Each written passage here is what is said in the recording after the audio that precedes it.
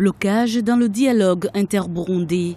Les négociations entamées depuis jeudi 16 juillet entre le pouvoir, l'opposition et la société civile ont été interrompues ce dimanche 19 juillet 2015. Et pour cause, le camp présidentiel a décidé de ne pas répondre à la convocation du ministre ougandais de la Défense, médiateur des négociations à Bujumbura. Lorsqu'on était en train de discuter, il est apparu que la partie de l'opposition avait fait une déclaration pour la création d'un conseil national pour le respect des accords d'Arusha et l'instauration d'un état de droit.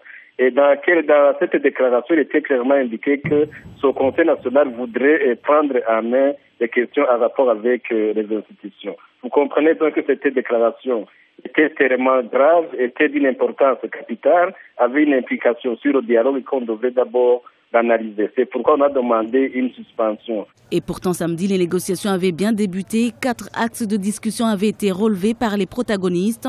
Il s'agissait des questions de sécurité, du calendrier électoral, du gouvernement d'union nationale et du 3e mandat pour le président Pierre Nkurunziza. Des discussions interrompues par la divulgation d'un texte signé par plusieurs partis de l'opposition et qui prévoit la création d'un conseil national, une initiative que les autorités considèrent comme une tentative d'un coup d'État porté aux institutions.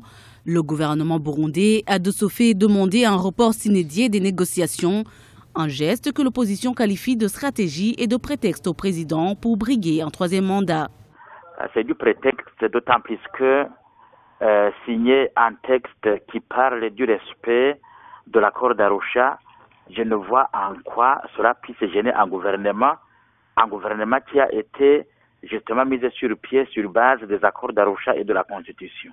La véritable raison, c'est que en réalité, le pouvoir CNDD-FDD voudrait forcer les élections pour qu'il arrache le pouvoir et qu'ils viennent discuter le pouvoir dans la main, pensant ainsi avoir une base politique pour pouvoir négocier ce gouvernement de transition dont on parle. Je crois que c'est ça plutôt la réalité du terrain. Les Burundais sont appelés à se rendre aux urnes ce mardi 21 juillet afin d'élire le prochain président de la République, une élection boycottée par l'ensemble de l'opposition radicale.